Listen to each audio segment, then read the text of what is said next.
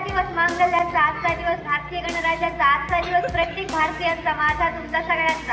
आजच्या या मंगलमय कार्यक्रमाचे माननीय अध्यक्ष, व्यासपीठावरील प्रमुख अतिथीगण, पूज्य गुरुजन वर्ग व उज्ज्वल भारताचे देशदूत माझ्या बंधू भगिनींनो, अनमोल योगदान दिले ज्यांनी भारतीय स्वातंत्र्यासाठी, अनमोल योगदान दिले ज्यांनी भारतीय स्वातंत्र्यासाठी, त्या सर्व वीरांना, महापुरुषांना वंदन मी करते. वंदन करून माझ्या प्राणप्रिय भारत मातेला मी माझ्या भाषणाला सुरुवात करते. आज आपला प्रजासत्ताक दिन मोठ्या उत्साहात साजरा करत आहे. हा आपला महत्त्वाचा राष्ट्रीय सण आहे. या सणानिमित्त आपणास हार्दिक शुभेच्छा. आपला भारत देश 15 ऑगस्ट 1947 रोजी आपला भारत देश ब्रिटिशांच्या जुलमी राजवटीतून स्वतंत्र झाला.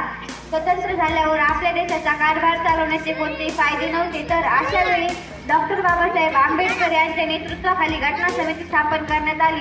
या समितीने 2 वर्ष 11 महिने 18 दिवस अथक परिश्रम करून आपल्या देशाला मजबूत संविधान दिले.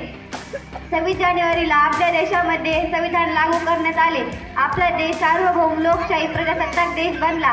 आपल्या देशाची राज्यघटना ही जगातील सर्वात मोठी लिखित राज्यघटना आहे. या घटनेने आपल्याला हक्क आणि अधिकार दिलेले आहेत. आपल्या देशाला स्वतंत्र आणि प्रजासत्ताक करण्यासाठी अनेक शूरवीरांनी आपल्या प्राणांचे बलिदान दिले.